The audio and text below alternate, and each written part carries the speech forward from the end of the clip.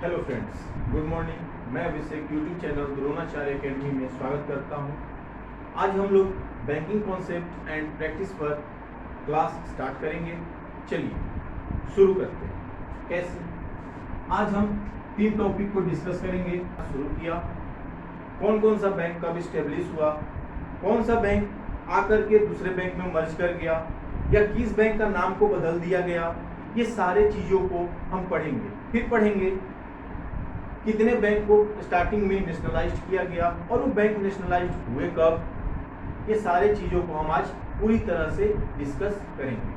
तो ये सारे मेरे इंपॉर्टेंट टॉपिक्स हैं जो आज हम डिस्कस कर रहे हैं। चलिए देखिए, तो इतिहास पढ़ने से पहले इतिहास का एक बात जान लेते हैं कि विश्व में ऐसी पहली कौन सी बैंक है या थी जो इस्टेब्लिश की गई।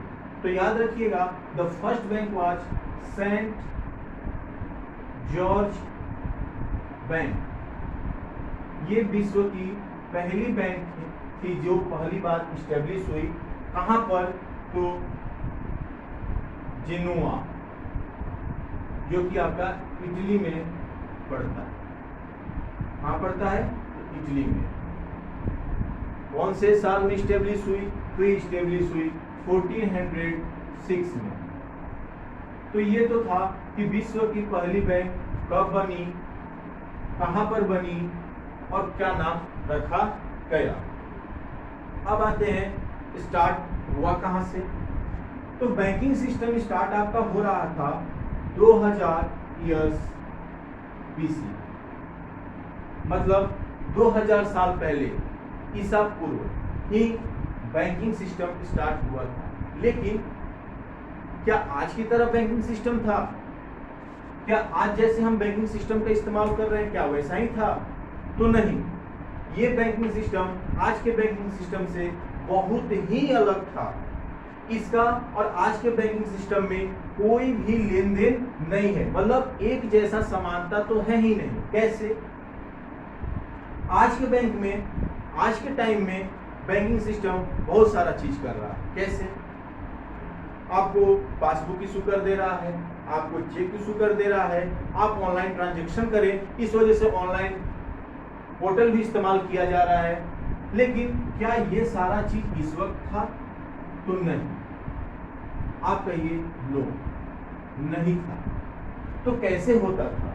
कोई तो नियम होगा, कोई तो साधन होगा जिससे पहले भी ये बैंकिंग सिस्टम चलाया जा रहा होगा। तो हाँ, इसका जवाब है हाँ। कैसे? तो एक नाम था, दैट इज हुंडी। अब ये हुंडी क्या होता है? अब तो हम यहाँ पर तो लिख तो दिए हुंडी, लेकिन होता क्या है हुंडी? तो हुंडी एक तरह का चेक है। जैसे कि आज हम लोग जो चेक इशू करते हैं उसी प्रकार का ये चेक था पहले के जमाने में। कब? ये 2000 साल पहले। होता क्या था इसमें? होता कुछ नहीं था। जैसे आज जो हम चेक इस्तेमाल करते हैं जिसमें हर डिटेल लिखा जाता है, उसी प्रकार यहाँ पर भी डिटेल लिखा हुआ रहता था, लेकिन इससे कम ज्यादा लिखा हुआ रहता था। कैसे? इसमें जो पैसा ले रहा है उसका नाम, जो पैसा दे रहा है उसका नाम, और कितना अमाउंट इशू हो रहा है वो भी, और तारीख, ये सारे चीजें इस हुंडी में लिखा हुआ रहता था। प्लस एक चीज और कि आपको इंटरेस्ट कितना देते रहना है, ये भी चीज इसमें लिखा हुआ रहता था। तो बैंकिंग का इस्तेमाल कब से शुरू हुआ? तो 2000 ईयर्स बीसी, मतलब बिफोर क्राइस्ट। अब आगे आते हैं। अब हम आगे आएंगे तो देखेंगे कि हमारे देश में मुगल्स आए। कौन आए? तो मुगल्स एम्पायर आया, जो हमारे देश में करीबन 500 से 600 साल उन्होंने राज किया। अब उसके बाद क्या हुआ? यहां से इन्होंने एक नियम निकाला कि पैसा तो चाहिए, तो कैसे चाहिए? तो इन्होंने एक चीज निकाला, दैट इज टैक्स। आप टैक्स पे कीजिए, टैक्स पे कीजिए। लेकिन क्या ये टैक्स स्वयं मुगल्स लेंगे? ये टैक्स जो टैक्स पेयर्स थे, जो टैक्स देते थे, वो डायरेक्टली क्या मुगल्स को जाकर देंगे? नहीं। ये डायरेक्टली मुगल्स को नहीं देंगे। मुगल्स ने क्या किया, तो मुगल्स ने एक लोग को अपॉइंट किया, दैट्स कॉल्ड लैंडलॉर्ड। उन्होंने मुगल्स ने लैंडलॉर्ड को अपॉइंट किया, अपने पास रखा। क्या बोला कि हमने टैक्स लागू कर दिया लेकिन हम नहीं लेंगे, ये टैक्स तुम कलेक्ट करो। मतलब कि कौन कलेक्ट करेगा, तो ये लैंडलॉर्ड इस पैसे को, इस टैक्स को क्या करेगा, कलेक्ट करेगा। कर लिया जितना हुआ, फिर ये लैंडलॉर्ड क्या करेगा, वो सारे टैक्स के पैसों को जाकर के मुगल्स को दे देगा। तो ऐसे ऐसे क्या हुआ, धीरे धीरे पैसों की लेन देन की व्यवस्था शुरू हो गई। मॉडर्न सिस्टम तो था नहीं तब तक, जब तक मॉडर्न इंडिया में मॉडर्न बैंक आया नहीं, तब तक लैंडलॉर्ड ही पैसों की लेन देन का कार्य करते थे। अब इसके बाद हम आते हैं मॉडर्न बैंक में। तो मॉडर्न बैंक कब स्टार्ट हुआ, कैसे स्टार्ट हुआ, ऐसी कौन सी पहली बैंक थी जो भारत में स्टार्ट हुई, ये सारा चीज हम अब डिस्कस करेंगे। तो चलिए, तो मॉडर्न बैंक भारत में पहली बार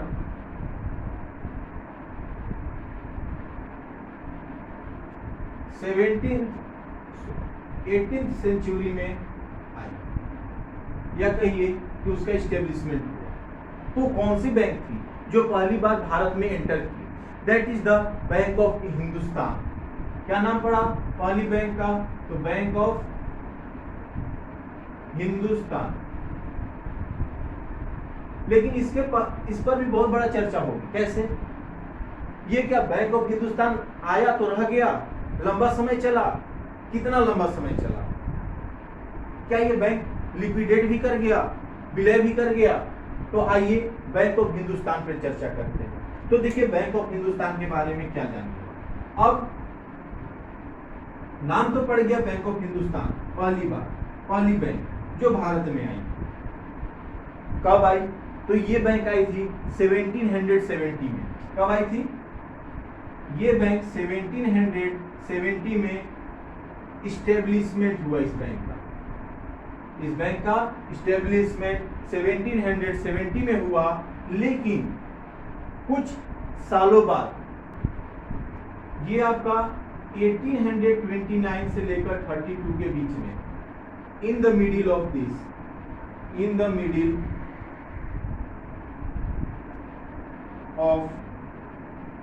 दिस ईयर, इन साल के बीच में क्या हुआ, ये बैंक लिक्विडेट कर गया, विलय कर गया। अब इनके पास इस बैंक को बंद करने के अलावा कोई इनके पास अगला माध्यम था नहीं।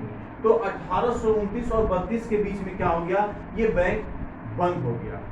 ठीक है, बंद हो गया। तो बंद होने के बाद क्या यही आखिरी बैंक बन गया? इसके बाद बैंक आया ही नहीं।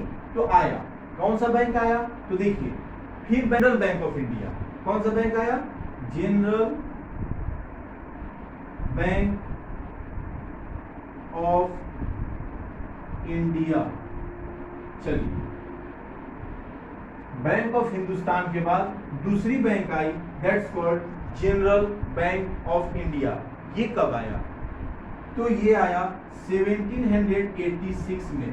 मतलब कि जब ये बैंक था, इसी के अंडर में, इसी के बीच में ही, मध्य में ही ये बैंक भी खुल गया हमारे देश में, that's name general bank of India. लेकिन ये ज्यादा समय तक नहीं चला, ये मात्र 4 साल चला, मतलब 4 से 5 साल। ये 1781 में लिक्विडेट कर गया। ये क्या किया? 1781 में इसका विलय हो गया, ये बंद हो गया। अब यहां से अब क्या हुआ, कहानी इस तारीख के बाद बदलना भारत में शुरू हो गया। कैसे? अब यहाँ पर भारत में अलग अलग बैंकों की स्थापना होना शुरू हो गया, धीरे धीरे बैंकों की संख्या भी बढ़ने लगी। तो चलिए कौन कौन सी ऐसी बैंक थी जो बाद में आई, वो सारे चीज हम पढ़ते हैं। चलिए लेट्स सी। अब क्या हुआ कि ये तो बैंक दोनों बंद हो गए, स्टार्ट हुए लेकिन बंद हो गए। अब बारी आया कुछ साल बाद 1806। मतलब कि ये भी डेट क्या हो रहा है, मतलब कि जब तक बैंक ऑफ हिंदुस्तान था तभी उसी बीच में ये बैंक भी आ गया, और ये बैंक आपका 1806 में बना, और इस बैंक का आपका नाम पड़ा that bank of Calcutta, bank of Calcutta, ये बैंक बना। क्या आज भी ये बैंक है? तो देखिए आगे कैसे कैसे ये लिक्विडेट किया या किसके साथ मर्ज कर गया, ये सारा चीज अभी हम पढ़ लेंगे। अब क्या हुआ, 1806 के बाद 1809 आया, 1809 आया। 1809 में बैंक ऑफ कलकत्ता को बदल करके इसका नाम को चेंज कर दिया गया, और इस नाम को चेंज करके बैंक ऑफ बंगाल बना दिया गया, बैंक ऑफ बंगाल बना दिया गया। मतलब इसके नाम को क्या कर दिया गया, चेंज कर दिया गया। They change the name of bank of Calcutta to bank of Bengal. अब इसके बाद आया 1840। 1840 में एक और बैंक जुड़ा, the bank name bank of Bombay, bank of Bombay. ये आपका 1840 में एक नया बैंक आया जिसका नाम पड़ा बैंक ऑफ बॉम्बे। फिर 3 साल बाद, ठीक आफ्टर 3 इयर्स, एक नया बैंक आया, उस बैंक का नाम पड़ा bank of Madras, bank of Madras. चलिए ये 3 बैंक।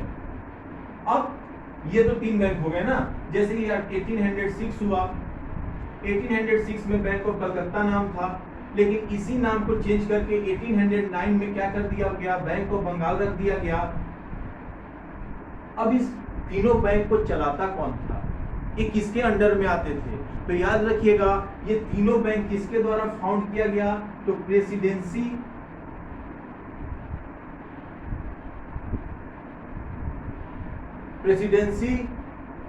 गवर्नमेंट, ये इनके द्वारा क्या किया गया, इस चीज को फाउंड किया गया। ये तीनों बैंक को क्या कर दिया गया, लाया गया।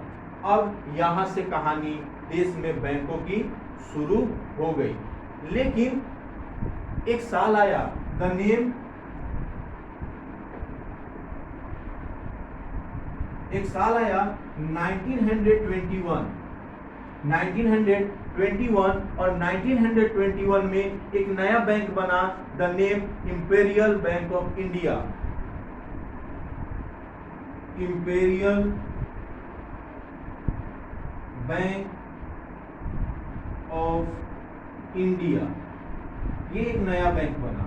ये नया बना नहीं, ये नया नहीं बना, ये आपका यही तीनों बैंक को क्या कर दिया गया, मर्ज कर दिया गया। दे मर्ज,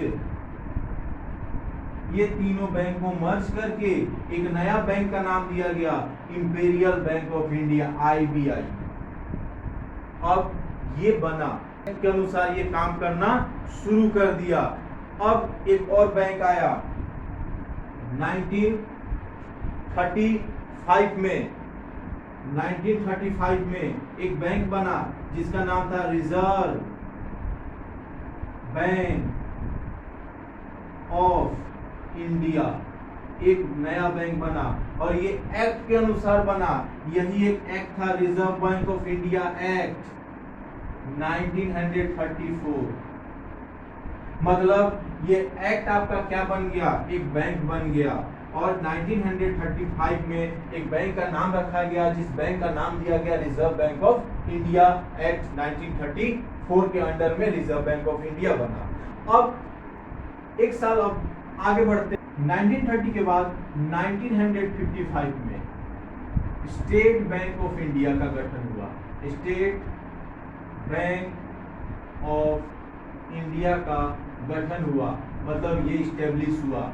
ये स्टेब्लिश हुआ किसके अंडर में, किसके एक्ट में, तो RBI के एक्ट में, RBI एक्ट 1934 ये बना।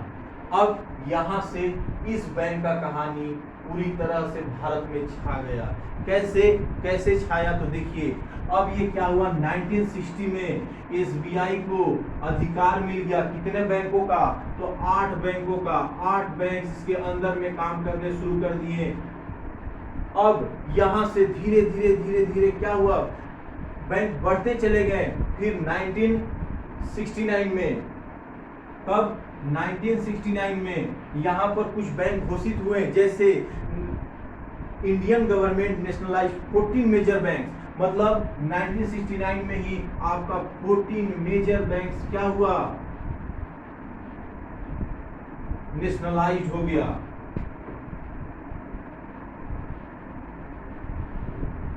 आप लोग पढ़े होंगे इतिहास में कि कितने नेशनलाइज्ड बैंक्स हैं, तो आप पढ़े होंगे कि 14, देयर आर 14 नेशनलाइज्ड बैंक। लेकिन एक चीज आप नहीं जान रहे हैं, और जो पढ़ाया भी बहुत कम जाता है बच्चों को, क्या, तो वो पढ़ाया क्या जाता है कि सिर्फ 14 बैंक्स ही को नेशनलाइज किए गए, नहीं, 1980 आया और 1980 में 8 बैंक को और क्या कर दिया गया, नेशनलाइज कर दिया गया। मतलब कि अगर कहना है तो हम कह सकते हैं कि there are 22 banks which get nationalized between 20 years, मतलब 20 सालों के अंतराल में क्या हो गया, करीबन 22 बैंकों को क्या कर दिया गया, नेशनलाइज कर दिया गया। तो ये मेरा क्या था, बैंकों की इतिहास थी। इसके बाद क्या हुआ, बैंक और भी बनने लगे, और भी बैंकों को क्या कर दिया गया, हमारे देश में लाया गया। तो यहाँ तक हमारा इतिहास था कि क्या बैंक है, कैसे बैंक काम कर रहा था, और कैसे बैंकों ने काम करना शुरू किया। तो ये सारे हैं, देख लीजिए। अब हमारा क्या हुआ कि पहला टॉपिक का समाप्ति हुआ। इसमें हमने सारा चीज देख लिया, कब से बैंकों की स्थापना शुरू हुई, कब से बैंकिंग सिस्टम चला, ये सारा चीज हमने हिस्ट्री में पढ़ लिया। मतलब कि अभी हम कह सकते हैं कि हम बैंकिंग का पूरा हिस्ट्री को जान चुके हैं कि कब से बैंक स्टार्ट हुआ, कैसे लेन देन शुरू हुआ, ये सारा चीज। अब आते हैं बैंक का डिफिनेशन पे। बैंक का डिफिनेशन, आखिर बैंक का डिफिनेशन होता क्या है, तो बैंक का डिफिनेशन होता है, अब बैंक की जब फाइनेंशियल इंस्टीट्यूशन, एक बैंक क्या होता है, फाइनेंशियल इंस्टीट्यूशन होता है। Bank is a financial institution. Bank क्या होता है, एक फाइनेंशियल इंस्टीट्यूशन होता है जिसको लाइसेंस मिला रहता है, किस चीज के लिए, कि डिपॉजिट को रिसीव करेगा, लोन को देगा। तो कैसे, यहाँ पे लिख सकते हैं, bank is a financial institution licensed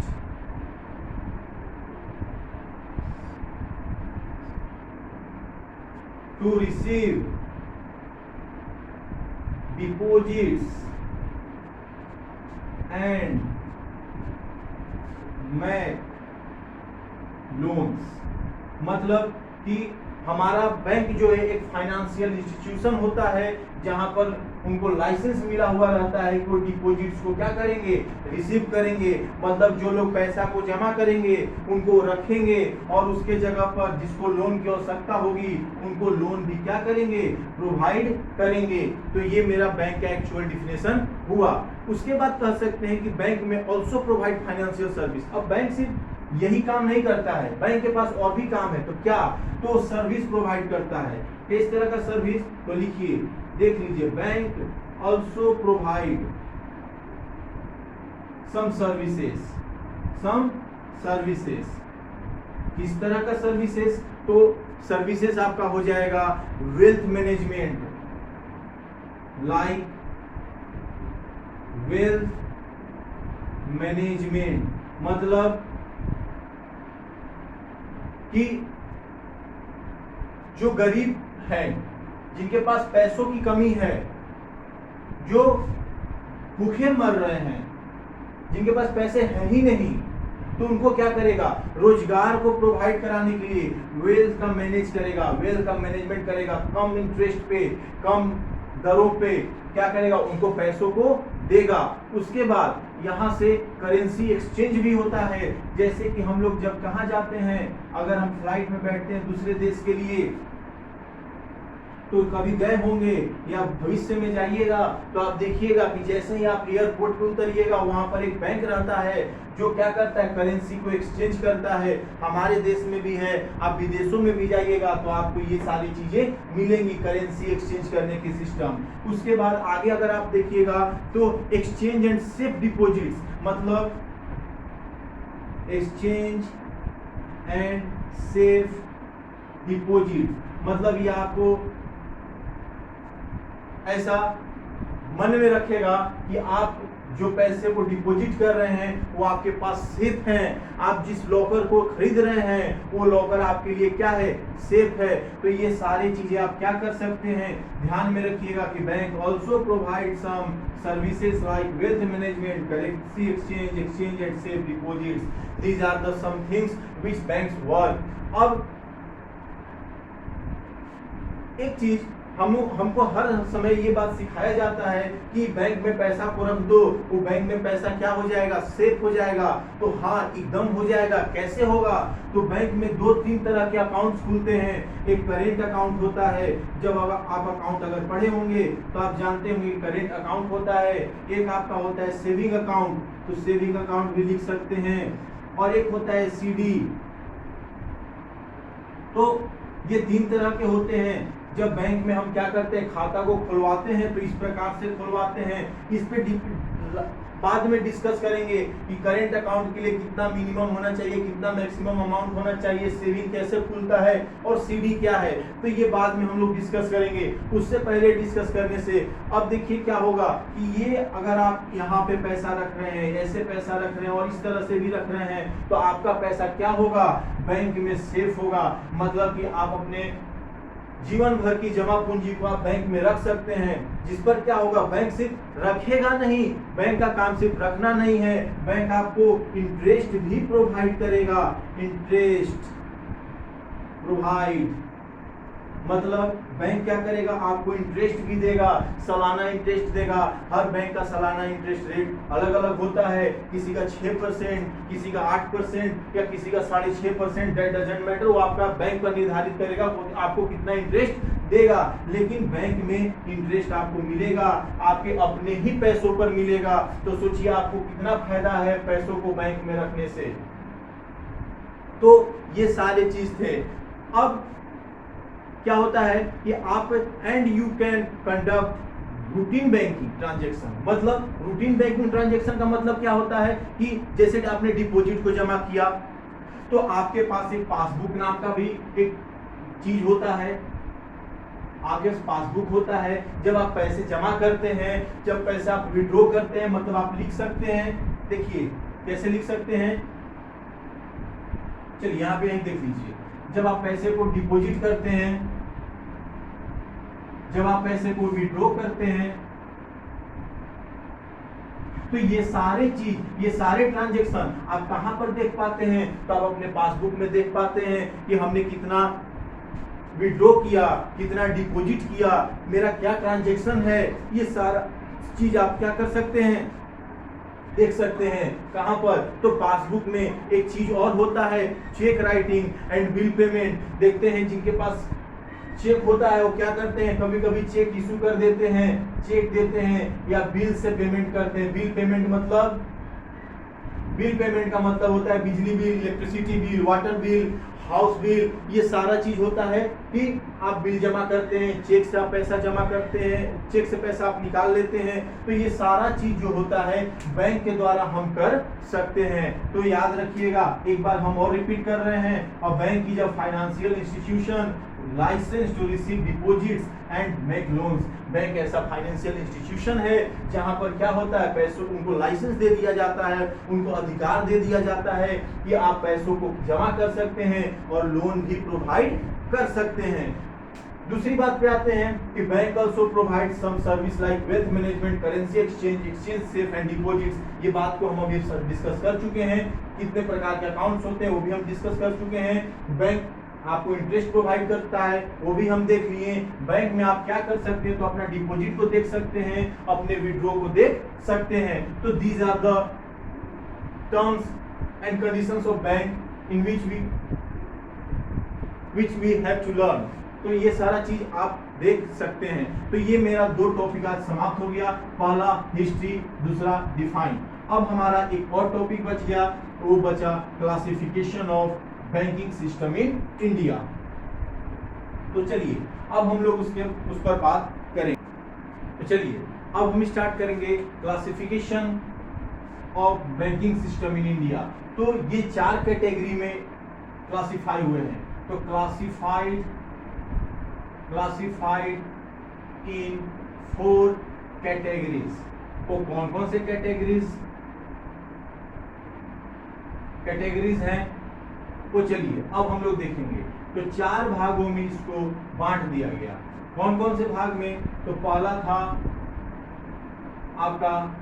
आपका था कॉमर्शियल बैंक। पहला क्या था? Commercial bank. फिर पेमेंट सिस्टम या कहिए पेमेंट बैंक।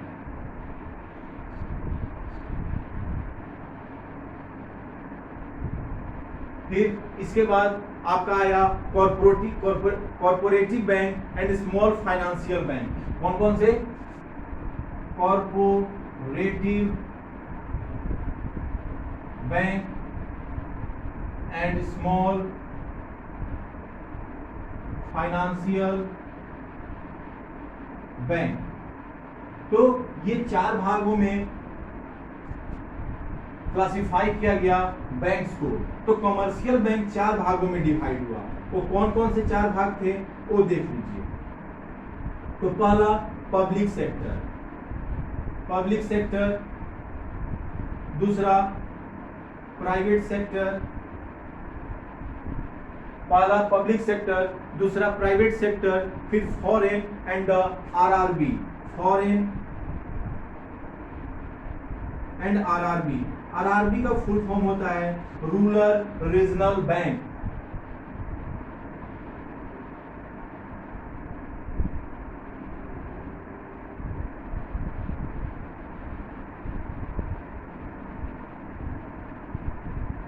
तो ये हुआ आपका कमर्शियल बैंक 4 भागों में डिवाइड हो गया। The first is public sector, second is private sector, third is foreign and the last is RRB that known as rural regional bank. उसके बाद आपका कॉर्पोरेटिव बैंक 2 भागों में बटा, जो कि आपका एक बना अर्बन कोऑपरेटिव बैंक और दूसरा बना state cooperative bank. State cooperative bank. तो फिर से कॉमर्शियल बैंक 4 भागों में, कोऑपरेटिव बैंक 2 भागों में, बाद बाकी आपका एक ही है और ये आपका एक है। तो अब इसको क्या करेंगे हम लोग धीरे धीरे थोड़ा करके डिस्कस कर लेते हैं कि आखिर पब्लिक सेक्टर होता क्या है, प्राइवेट सेक्टर क्या होता है, फॉरेन क्या होता है एंड आरआरबी क्या होता है। तो चलिए उसके बाद अर्बन कोऑपरेटिव बैंक क्या होता है, स्टेट कोऑपरेटिव बैंक होता क्या है। तो ये सारी चीजों को हम क्या करेंगे एक एक करके डिस्कस करेंगे। तो चलिए हम लोग आज डिस्कस करते हैं। चलिए अब पढ़ते हैं पब्लिक सेक्टर के बारे में। तो पब्लिक सेक्टर आखिर होता क्या है? तो याद रखिएगा कि public sector is nationalised bank. ये नेशनलाइज्ड होता है। पब्लिक सेक्टर आपका नेशनलाइज्ड बैंक होता है और पूरे देश में इन कंट्री हमारे पूरे देश में ये 75% इसके ब्रांचेस होते हैं। मतलब सबसे ज्यादा ये बैंक होता है पब्लिक सेक्टर। मतलब कि 100% में टोटल बैंक्स का सिर्फ 75% सिर्फ पब्लिक सेक्टर का बैंक होता है। अब ये चलाता कौन है? कोई तो चलाता होगा। तो ये चलाते हैं हमारे सेंट्रल गवर्नमेंट। ये आपका सेंट्रल गवर्नमेंट के अंडर में, मतलब कहने का कि सेंट्रल गवर्नमेंट का पब्लिक सेक्टर बैंक्स पे सबसे ज्यादा मेजोरिटी होता है। क्या होता है? सबसे ज्यादा अधिकार होता है। ये क्या करते हैं? यही आपका उनके लॉसेस में, उनके प्रॉफिट में सबसे ज्यादा हकदार कौन होता है? That the central government of our country. अब यहाँ पर पढ़ेंगे कि एक बैंक है जिसका नाम एसबीआई है। क्या है? एक बैंक है जिसका नाम एसबीआई है। वो क्या हुआ है उसके साथ कि 1 अप्रैल 2013 को 2017 को 1 अप्रैल 2017 को इसमें 5 बैंक्स मर्ज कर गए। कितने बैंक्स मर्ज कर गए? तो इसमें 5 बैंक्स मर्ज कर गए। और ये आपको जान करके खुशी होगी, या तो खुश हो जाइए या तो हैरान रहिए कि जैसे ही 5 बैंक एसबीआई में क्या हुआ, मर्ज कर गया, ये विश्व में अंडर 50 बैंक्स के अंदर में इसका नाम पूरे वर्ल्ड में एसबीआई का आने लगा। मतलब state bank of India top 50 country. चलिए अब हम लोग फिर से देखेंगे कि पब्लिक सेक्टर हमने आपको बता दिया। अब आइए प्राइवेट सेक्टर। प्राइवेट सेक्टर में क्या हम लोग जानेंगे और क्या सीखना है, चलिए देखो। जैसे ही प्राइवेट सेक्टर का बात हुआ तो ये पूरी तरह से किसके अधीन हो जाता है? तो प्राइवेटली शेयर होल्डर्स के अधीन हो जाता है। मतलब कि इसमें कोई भी अगर नुकसान होता है, कोई भी अगर किसी प्रकार का हानि होता है तो ये कौन देखेगा? तो शेयर होल्डर्स देखेगा। अब यहाँ पे बात आता है कि क्या सेंट्रल गवर्नमेंट भी हेल्प कर सकती है या स्टेट गवर्नमेंट भी हेल्प कर सकती है? तो सीधा जवाब होता है नहीं। अगर आपका लॉस हो रहा है बैंक में, अगर बैंक आपका लॉस में चल रहा है, तो यहाँ पर सेंट्रल बैंक हो, सेंट्रल हो या स्टेट गवर्नमेंट हो, किसी प्रकार का वो आपका मदद नहीं करेगी। आपको स्वयं से चलाना होगा। अब आप फंड कहाँ से ला रहे हैं, फंड कहाँ से आप इस्तेमाल कर रहे हैं, आपके पास कितना कैपिटल है, ये सिर्फ एक ही जानेगा। और किसको जानने का हक है? तो वो है आरबीआई। कौन? तो RBI reserve bank of India.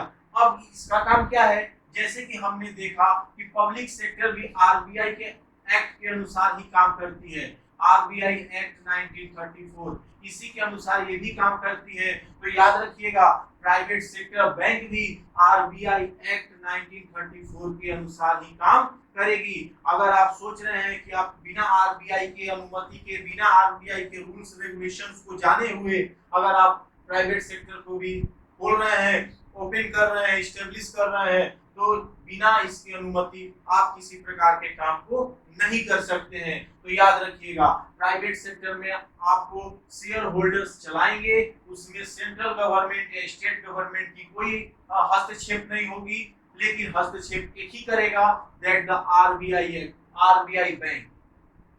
अब आते हैं थर्ड नंबर होता है फॉरेन्स। अब फॉरेन बैंक भी होते हैं। क्या होते हैं? Foreign bank. अब इसका काम क्या है हमारे देश में? तो ये काम कुछ नहीं, काम तो जैसा बैंक करती है वो भी यही करती है, लेकिन इसका इस्टेब्लिशमेंट का बात करते हैं। क्या? इसका इस्टेब्लिशमेंट का बात करते हैं। अब ये तो है फॉरेन बैंक, कर रही है फॉरेन वाला काम, तो इसका हेड क्वार्टर भी आपका कहाँ होगा?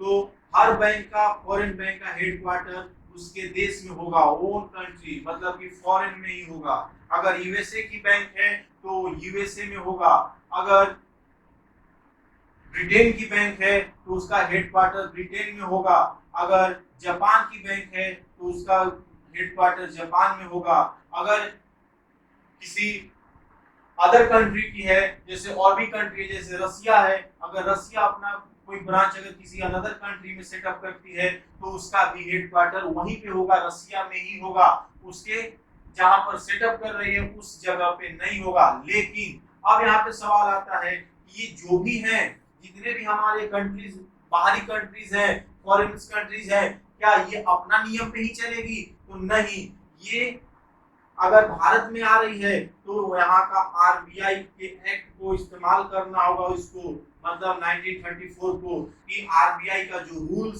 रूल्स एंड रेगुलेशंस हैं, इसको भी है उसको क्या करना होगा? ले करके चलना होगा। बिना आरबीआई के रूल्स एंड रेगुलेशंस को लिए बिना अगर चलती है तो वो खोलने ही नहीं देगी, वो अपना ब्रांच को सेटअप भी नहीं करने देगी। प्लस एक चीज और, अब जिस देश का वो बैंक है, मान लीजिए जापान का बैंक है, तो जापान क्या करेगा? ये एग्जांपल है, जापान क्या करेगा? वो अपना भी रूल्स एंड रेगुलेशंस को इस्तेमाल करेगा। मतलब कि सीधा एक बात है कि आपको दोनों देशों के क्या करने होंगे, रूल्स एंड रेगुलेशंस को इस्तेमाल करने होंगे। अब मेरा चौथा कमर्शियल बैंक का एक टॉपिक आता है, दैट इज द आरआरबी। अब उसको देख लेते हैं कि आरआरबी क्या होता है। तो हम बता चुके हैं आरआरबी होता है रीजनल रूरल बैंक।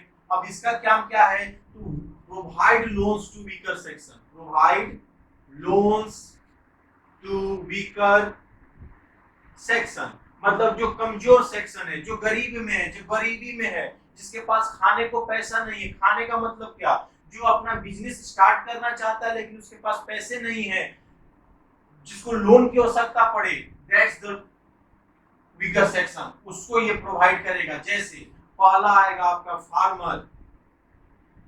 अब फार्मर क्या करेगा, फार्मर को क्या पैसे की आवश्यकता पड़ गई, तो फार्मर की पैसों की आवश्यकता तब पड़ती है जब उसको सीडिंग करना रहता है, जब उसको बीज को बोना रहता है, तब वो क्या करेगा, आरबीआई के पास जाएगा, बोलेगा भैया थोड़ा हमको लोन दे दोगे, तो आरआरबी बोलेगा कि ठीक है ले लो, लेकिन हमको इतना परसेंट इंटरेस्ट पर देना। अब दूसरा होते हैं इंटरप्रेन्योरशिप, इंटरप्रेन्योरशिप। अब इसका काम क्या भैया, ये काहे लोन लेगा, ये भैया इंटरप्रेन्योरशिप हो रहा है तो खुद से बिजनेस चलाए, तो ये भी बोला कि हम थोड़ा वीकर सेक्शन में आते हैं, थोड़ा हमको भी लोन दो ना, तो लोन बोला लो तुम भी लो, लेकिन तुम इतना पर देना, मतलब इंटरेस्ट पर देना। फिर आया आखिरी आपका वो small scale industries, small scale industries मतलब जो छोटे व्यापारी हैं वो बोलते हैं कि हमको भी तो लोन दो, हम भी तो बिजनेस करना चाहते हैं, तो आरआरबी बोला ठीक है तुम भी आओ, तुम भी ले लो लोन। तो उसको भी क्या कर दिया आरआरबी ने, एंटरप्रेन्योरशिप को, scale industries, small scale industries को, फार्मर्स को लोन देना शुरू कर दिया। तो आरआरबी के बारे में, तो क्या आरआरबी सिर्फ लोन ही प्रोवाइड करती है, उसको बैंक बैठे सिर्फ लोन देने के लिए, तो नहीं, लोन देने के लिए बैंक नहीं बैठा है, तो क्या और देगी भाई, तो और देख लीजिए थोड़ा सा क्या देगी लोन के अलावा। तो जो मनरेगा के जो वर्कर होंगे, मनरेगा के जो वर्कर होंगे, workers who work in MNREGA, MNREGA के बारे में आप भली भांति पढ़े होंगे, ये आपका सोशल साइंस में। तो मनरेगा क्या होता है आप जानते होंगे। अब ये क्या काम करती है, ये सारे वर्कर्स को वेजेस देती है, वेजेस प्रोवाइड करती है, मतलब यही बैंक आपको क्या करेगी, मनरेगा को वेजेस देती है। फिर क्या करती है बैंक, यही सब काम करने के लिए बैठी है क्या, तो नहीं, ये तो और भी पैसा लेगी, और पैसा लेगी, तो ये आपको डेबिट कार्ड भी इशू करेगी, क्या करेगी, डेबिट कार्ड इशू कर देगी, आपका क्रेडिट कार्ड बना देगी, ठीक है, प्लस लोन भी प्रोवाइड ही कर रही है। तो ये सारे काम जो हो गए, छोटे बड़े काम आपका आरआरबी कर देता है, बोलता है कि चलो सबका भला। ये आपका चौथा पॉइंट हुआ। तो ये इतने थे जो आरआरबी के बारे में हमको पढ़ने थे, सो हम पढ़ लिए। अब हमारा नेक्स्ट टॉपिक आता है, वो आपका नेक्स्ट टॉपिक है पेमेंट बैंक। अब पेमेंट बैंक हम लोग भली भांति जानते हैं पेमेंट बैंक क्या होता है। तो देखिए पेमेंट बैंक क्या होता है यहाँ पर। अब मेरा नया टॉपिक है, दैट इज पेमेंट बैंक। अब ये कॉमर्शियल से आप बाहर निकल जाइए, अब कॉमर्शियल हम नहीं पढ़ा रहे, पेमेंट बैंक पढ़ा रहे हैं। तो कॉमर्शियल बैंक खत्म, अब पेमेंट बैंक चालू। पेमेंट बैंक, अब पेमेंट बैंक का क्या काम है, तो देखिए पेमेंट बैंक का काम क्या है। बहुत छोटा सा काम है, जैसे आज के डेट में हम लोग ऑनलाइन चीज इस्तेमाल करते हैं। अरे गए हम लोग कहीं मार्केट में, अब पर्ची लाना भूल गए, तो हमारे पास क्या रहता है, गूगल पे रहता है, फिर रहता है फोन पे, ठीक है। उसके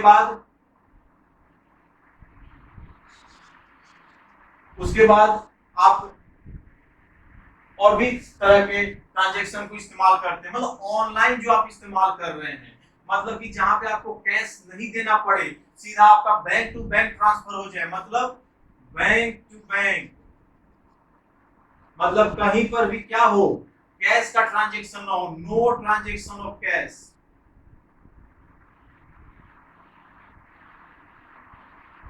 कैश, जहां पर कैश का लेन देन ही ना हो, मतलब कि क्या हुआ, हम निकाले 100 रुपया, हम लेके कुछ खा लिए या कुछ खरीद लिए, तो क्या हुआ, 100 रुपया बदले में हम दिए। लेकिन यहाँ पर आपका पेमेंट बैंक में क्या होगा, नहीं, पेमेंट बैंक में भैया हम पैसा नहीं लेंगे, हमको दे दो भैया, गूगल पे से दे दो, हमको फोन पे से दे दो, हमको ऑनलाइन ट्रांजेक्शन कर दो, ऑनलाइन ट्रांजेक्शन कर दो। मतलब कि हमको पैसा हाथ में नहीं दे करके हमको मेरे बैंक अकाउंट में दे दो, बैंक अकाउंट में दे दो। यही होता है आपका पेमेंट बैंक। याद रखिएगा, जब भी हम किसी चीज का इस्तेमाल क्या करते हैं, ऑनलाइन ट्रांजेक्शन के लिए करते हैं, that is known as payment bank.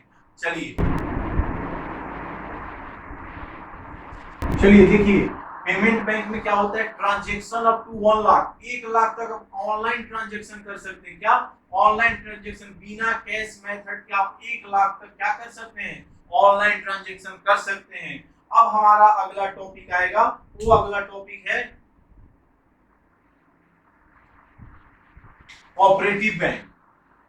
Cooperative bank. अब कोऑपरेटिव बैंक का क्या काम है, ये देखिए, वेरी इजी, बहुत आसान है कोऑपरेटिव बैंक सबसे। कैसे, समझ में आपको आ जाएगा। देखिए, कोऑपरेटिव बैंक क्या काम करती है, पहले जान लेते हैं कोऑपरेटिव बैंक रजिस्टर्ड कब हुई। तो कोऑपरेटिव बैंक 1912 में रजिस्टर्ड हुई। कब, रजिस्टर्ड इन 1912। इसको मार्क साइन करके लिख लीजिए, रजिस्टर्ड इन 1912। 1912 ईस्वी में क्या हो गई, कोऑपरेटिव बैंक का स्थापना हुआ था। इसका काम क्या है, ये किसके द्वारा रन होता है, किसके द्वारा चलाया जाता है, तो run by elected managing committee. मतलब कुछ मैनेजिंग कमिटी को इलेक्ट किया जाता है, मैनेजिंग कमिटी को इलेक्ट किया जाता है, इलेक्टेड फॉर रनिंग द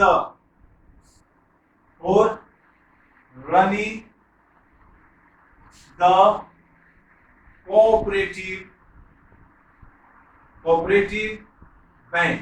मतलब कि मैनेजिंग कमिटी को इलेक्ट कर लिया गया, इलेक्ट करने के बाद बोला गया कि कोऑपरेटिव बैंक को क्या कीजिए, आप चलाइए। अब इसका क्या फंडा है, तो ये देखिए, ये नो प्रॉफिट नो लॉस पे काम करता है, नो प्रॉफिट नो लॉस पे काम करता है। इसको प्रॉफिट हो फिर भी आपके लिए काम करेगा, इसको लॉस हो फिर भी आपके लिए काम करेगा। और ये किसके लिए काम करता है, तो सेम एज इट इज काम करता है जैसा कि आरआरबी काम करता था। कैसे, स्मॉल स्केल इंडस्ट्रीज के लिए, स्मॉल स्केल इंडस्ट्रीज के लिए ये भी काम करता है। फिर आपका इंटरप्रेन्योरशिप के लिए, इंटरप्रेन्योरशिप के लिए ये भी काम करता है। लेकिन ये फार्मर के लिए काम नहीं करेगा। क्यों, क्योंकि ये दो चीज कब रहेगा, जब आप अर्बन एरिया में रहिएगा। कहां रहिएगा, अर्बन एरिया। और जैसे ही आप रूरल एरिया में जाइएगा, रूरल गांव क्षेत्र वाला एरिया में जाइएगा, तो आपका फार्मिंग के लिए काम करना शुरू कर देगा। फार्मर्स को पैसा प्रोवाइड करेगा, फार्मर्स को देगा। प्लस लाइव स्टॉक, आप अगर अकाउंट्स पढ़े होंगे 11th क्लास, लाइव स्टॉक बहुत बार ये वर्ड आया है अकाउंट में, लाइव स्टॉक। लाइव स्टॉक क्या होता है, जानवरों जैसे घोड़े का पोषण पालन, तो उसको बोलते हैं लाइव स्टॉक। ठीक है, तो ये करने के लिए भी, लाइव स्टॉक करने के लिए भी क्या करता है, कोऑपरेटिव बैंक आपको पैसा देगा। अब कोऑपरेटिव बैंक दो भाग में बट गए, कौन कौन से, तो एक बटा अर्बन कोऑपरेटिव बैंक, एक बटा स्टेट कोऑपरेटिव बैंक। तो चलिए अब हम लोग देखते हैं अर्बन कोऑपरेटिव बैंक। तो चलिए उसके बारे में अब जानते हैं।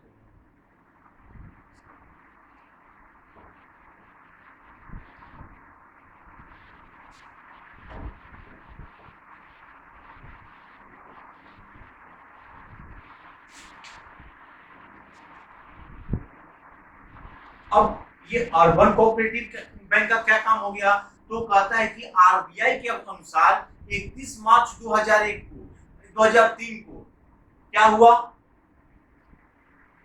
अकॉर्डिंग टू आरबीआई के अनुसार क्या हुआ, 31 मार्च 2003 को ऐसा क्या हुआ, 2104 ये जो बने क्या बने, शेड्यूल्ड बैंक बने, क्या बने, शेड्यूल्ड बैंक बने।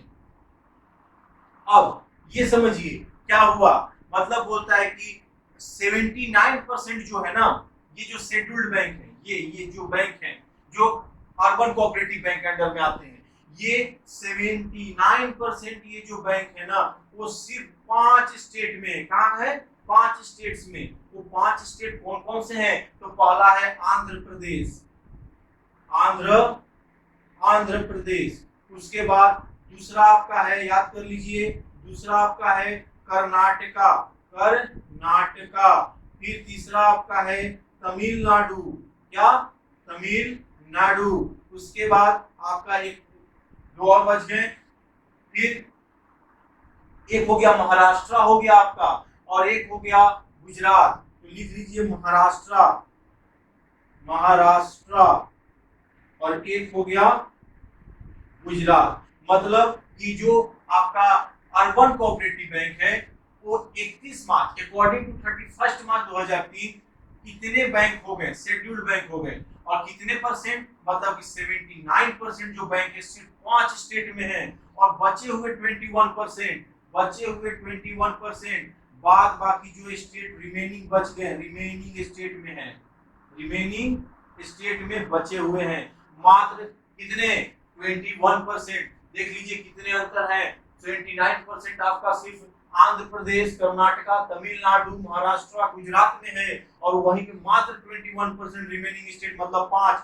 जिस वक्त ये बताया गया, मतलब कि 2013 में बताया गया, उस वक्त मात्र 28 स्टेट हुआ करते थे। तो समझिए 28 में से 5 गया, मतलब कि 23 स्टेट में आपका 21% था, और 28 स्टेट में और 5 स्टेट में आपका 79% बैंक था। मतलब कि सोच लीजिए कितना इस जगह पर इन सारे बैंकों की मांग बढ़ गई थी। तो ये मेरा था अर्बन कोऑपरेटिव बैंक।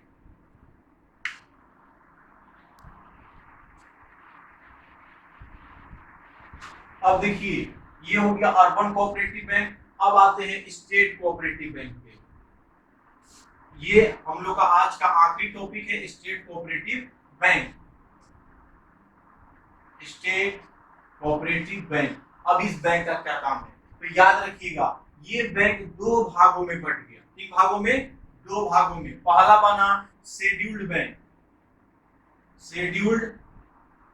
बैंक, और दूसरा बना non scheduled bank, non scheduled bank.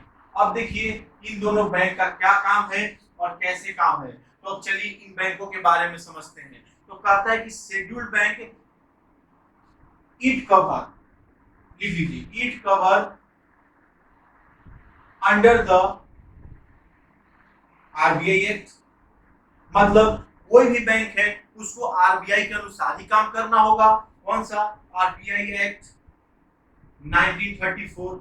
अब चलिए बहुत बढ़िया, हम समझ गए कि भैया आपको आरबीआई के अनुसार काम करना होगा। आप कीजिए, आपको जैसे करना है काम कीजिए, लेकिन आपको क्वालिफाई भी करना होगा। जैसे एक कक्षा से दूसरी कक्षा में जाने के लिए हमको क्या करना पड़ता है, एग्जाम क्वालिफाई करना पड़ता है। उसी प्रकार शेड्यूल्ड बैंक को भी कुछ क्वालिफाई करना पड़ता है। क्या, तो देखिए क्वालिफाई क्या करना होगा, तो समझिए। तो शेड्यूल्ड बैंक को क्वालिफाई क्या करना होगा, तो इसके पास कम से कम 5 लाख या उससे ज्यादा पेड अप कैपिटल होना चाहिए सेकेंड शेड्यूल के अनुसार। सेकेंड शेड्यूल याद रखिएगा, अकॉर्डिंग टू सेकेंड शेड्यूल, यहां लिख लीजिए अकॉर्डिंग टू सेकेंड शेड्यूल, दूसरे schedule of RBI act 1934, according to second schedule of RBI act 1934 उसके पास कितने होने चाहिए, मतलब कि उसके पास 5 लाख और अबोव, इससे ज्यादा क्या होने चाहिए, पेड अप कैपिटल होना चाहिए। पेड अप कैपिटल अगर इससे ज्यादा, अगर इससे कम आपके पास अगर रह गया, 5 लाख से कम हो गया, तो आपको ये बैंक खोलने का अधिकार नहीं देगी आरबीआई। फिर क्या कहती है, आरबीआई को सेटिस्फेक्शन चाहिए, उसको सेटिस्फाई कीजिए कि आपका बैंक किसी अफेयर्स में नहीं है, मतलब कि फ्रॉड में नहीं है। चलिए देखिए कैसे, कहने का मतलब कि आपको you have to satisfy, these banks have to satisfy, these banks have to satisfy, satisfy किसको? हमको नहीं, हम हमारे हमसे पहले किसको? तो आरबीआई को तुम सेटिस्फाई कर दो, आरबीआई हमको सेटिस्फाई कर देगा। तो आरबीआई को सेटिस्फाई कीजिए कि आप किसी अफेयर्स में नहीं हैं, मतलब गलत काम में नहीं है, या कोई फ्रॉड आप नहीं कर रहे हैं मेरे कस्टमर के साथ, फ्रॉड विद कस्टमर्स, कस्टमर्स के साथ आप फ्रॉड नहीं कर रहे हैं। मतलब ये सारे तथ्यों को आपको किसके पास रखना होगा? मतलब कि आरबीआई के पास रखना होगा।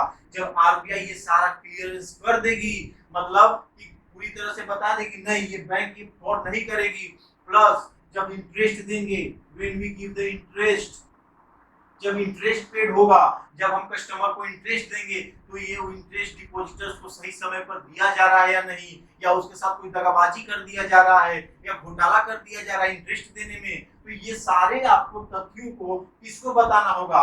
तो आपको आपको आरबीआई को बताना होगा। किसको बताना होगा? आरबीआई को बताना होगा। और उसके बाद आरबीआई क्या करेगी? आपको लिखित में चिट्ठी देगी कि ठीक है भैया जाओ खोल लो बैंक। ठीक है, अब ये हमारा हो गया शेड्यूल्ड बैंक। अब आते हैं नॉन शेड्यूल्ड। तो नॉन शेड्यूल्ड क्या होता है? It refers to the local area bank. ये लोकल एरिया बैंक होता है। और ये सेकेंड शेड्यूल में ये क्या होता है? आरबीआई के सेकेंड शेड्यूल में लिस्ट नहीं होता है। तो चलिए ये लोकल एरिया का होता है, याद रखिएगा, लोकल एरिया बैंक, ये लोकल एरिया बैंक होता है। नॉट शेड्यूल्ड, नॉट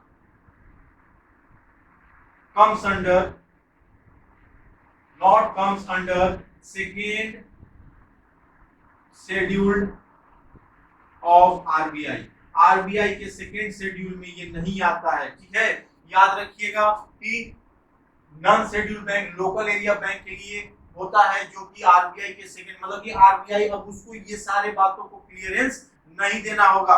अब उसको क्या करना होगा? It have to maintain the cash reserve requirement. भाई बैंक है तो बैंक को क्या करना होगा? कैश को रिजर्व रखना होगा। बैंक है तो बिना कैश के रहोगे, तो आप कैश रिजर्व रखो, कैश रिजर्व रखो। लेकिन ये कैश आप कहां से रिजर्व करोगे? स्वयं से, ओन बाय ओन। आपको कोई मदद नहीं करेगा, ना सेंट्रल करेगी ना स्टेट करेगी, यहां तक कि आरबीआई भी नहीं करेगी। आरबीआई भी कोई चांस नहीं लेगी नॉन शेड्यूल्ड बैंक के लिए। बोले कि भैया आपको जो करना है आप करो। क्यों? क्योंकि देखिए पूरा इसके ऑपोजिट आ गया। ये लोकल एरिया बैंक होता है, ये सेकेंड शेड्यूल के अंडर में नहीं आता है कैश, लेकिन इसको रिजर्व करना पड़ेगा, आरबीआई मदद करेगी नहीं। तो मतलब कि नॉन शेड्यूल्ड बैंक क्या करेगा? उसको मतलब कि पूरी तरह से अपने पर ही जिम्मेदारी लेकर के काम को करना, जैसे कि पब्लिक सेक्टर कर रही थी। तो ऐसे ही नॉन शेड्यूल्ड बैंक को करना होगा। तो आज हम लोग का वीडियो यहीं पर समाप्त होता है। तो वीडियो देखिए, लाइक कीजिए and subscribe my channel, Dronacharya. Thank you.